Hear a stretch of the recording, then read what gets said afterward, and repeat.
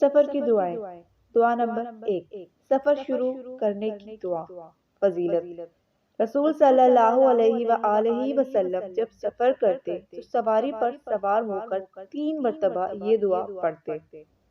جب سواری پر پیر رکھیں تو بسم اللہ پڑھیں، جب سواری پر بیٹھ جائیں تو الحمدللہ پڑھیں، پھر یہ دعا پڑھیں۔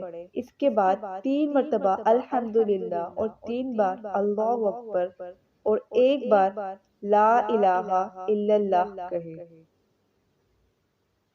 دعا یہ ہے: سبحان الذی سخر لنا ھذا وما كنا له مقرنین وإنا إلی ربنا لمنقلبون۔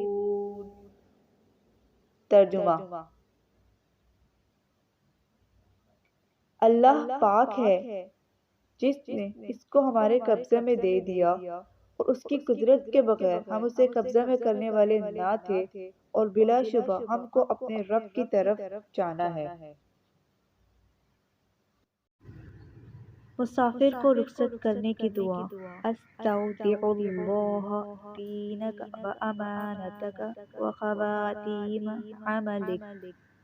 ترجمہ: اللہ کے سپرد کرتا ہوں تیرا دین اور تیری امانت داری کی صفت اور تیرے عمل کا انجام۔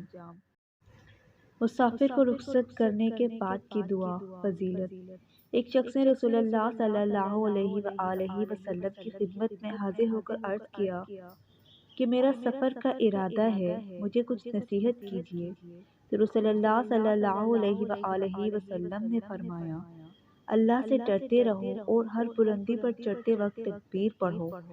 جب وہ شخص پلٹ کر جانے لگا تو رسول اللہ صلی اللہ علیہ وآلہ وسلم نے ان کو یہ دعا دی: اللہم اطوی لہ البعد وہون علیہ السفر۔ ترجمہ: ہے اللہ، اس کا سفر آسانی سے طے کرا دے اور اس کا سفر اس پر آسان فرما دے۔